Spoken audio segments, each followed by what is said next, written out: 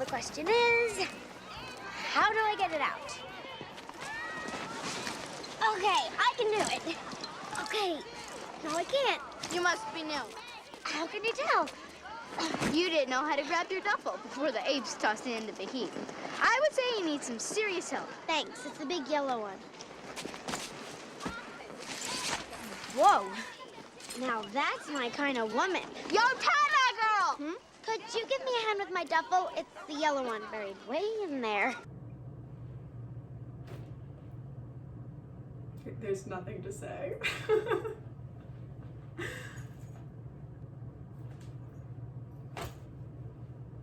That's my type of woman.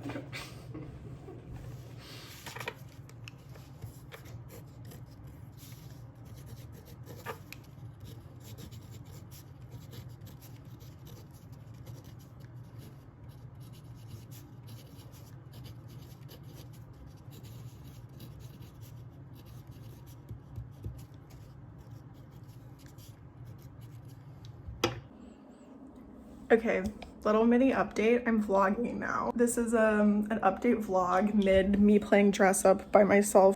I realized all of the roles that I picked.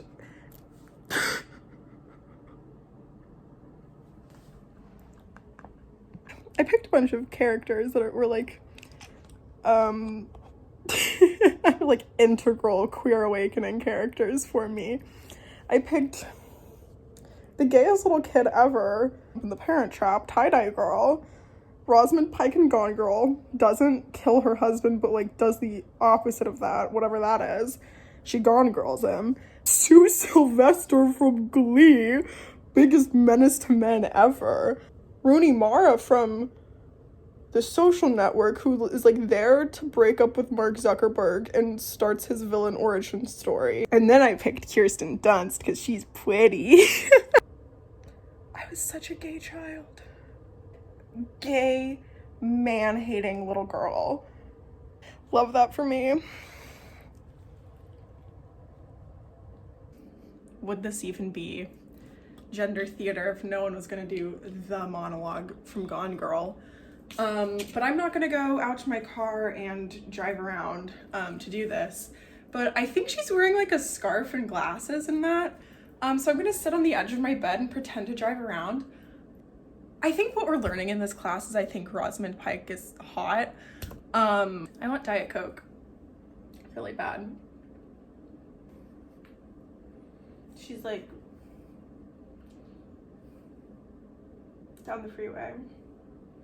And there's a little voiceover. Nick left a girl I was pretending to be.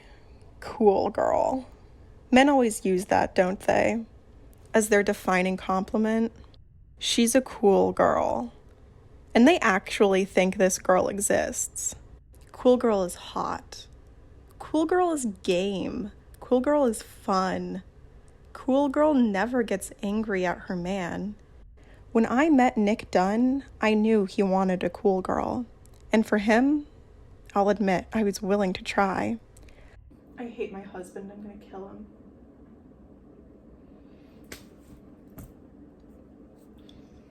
Put it in slow motion, you're done. Like, are you kidding? I have in my notes, the only reason I think I like Gone Girl so much is because Rosamund Pike is pretty. Speaking of things I shouldn't like as much as I do, I want to do a monologue from Glee. So, hold on. Listen, I know that this is not what Sue Sylvester looks like, but it's what she looks like today. Something about it's just right. How does the school repay them? By defacing the sign-up sheet. Butt-faced McBallnuts, Asperham Lincoln, they're not even funny. Now, don't be rude, William. I worked hard on these. Look, William, if there's anything I've learned in my time as president, Principal. it's that you can't force public opinion. So why don't you go home, relax, watch some TV, die. Doesn't really matter. Because in my first act as official principal, you are fired. Now, if you'll excuse me, I'm headed down to the Ohio Secretary of State's office to let them know that I'm no longer carrying a photo ID, because people should just know who I am. I watched this movie when I was maybe like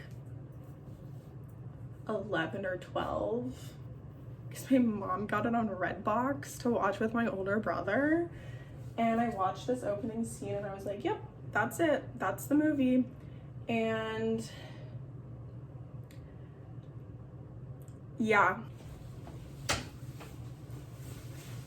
I feel like this is kind of serving Rooney Mara in The Social Network. She has her hair back, I think. No, she doesn't. But remember when we talked about tucking your hair into your sweater? That's, I feel like, something she would do. Just a little bit. Like, not on purpose. I was nice to you. Don't punish me for it. Oh my god. Slay. Did you know there are more people with genius IQs living in China than there are people of any kind living in the United States? That can't possibly be true. What would account for that? Well, first, an awful lot of people live in China, but here's my question. How do you distinguish yourself in a population of people who all got 1,600 on their I didn't know SATs? that they take SATs in China. They don't. I wasn't talking about China anymore. I was talking about me. You got a 1600? Yes, I could sing in an a cappella group, but I can't. Does that actually mean you got nothing Row wrong? crew or invent a $25 PC. Or you could get into a final club. Or I get into a final club.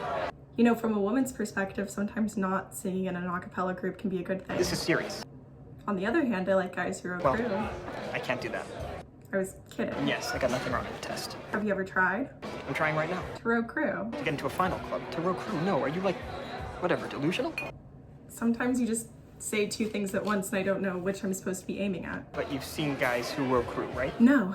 Okay, well, they're bigger than me. They're world-class athletes. And a second ago, you said you like guys who row crew, so I assumed you had met I one. guess I meant I liked the idea of it, the way a girl likes cowboys. Would you like to talk about something else? No, it's just since the beginning of the conversation about final Phoenix clubs, is I the think most I made diverse. his The Fly birthday. Club, Roosevelt punched the pork. Which one? The porcelain, the pork, it's the best Which of the best. Roosevelt? Theodore.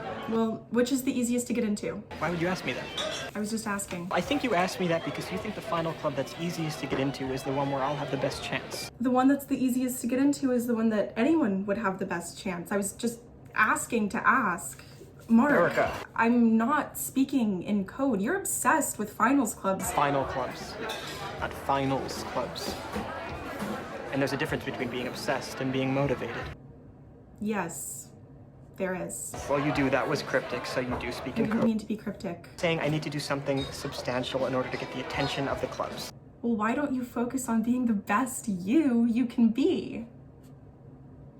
I was kidding.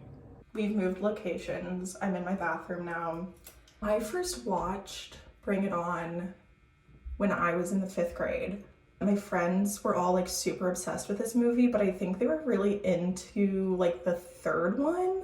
Bring It On All or Nothing, or Bring It On All or Nothing sounds right. Obviously, when it came on TV one night, I watched it and I was watching, you know, on the couch by myself, sitting, watching Bring It On. And then a very specific scene comes on, and it's the scene where she's at her friend's house, she being Kirsten Dunst, duh. She's at her friend's house, and she's brushing her teeth, and her friend's older brother comes in the bathroom, and he starts brushing his teeth. 10, 11-year-old me was like, you cannot put this on TV, like this is simply too much.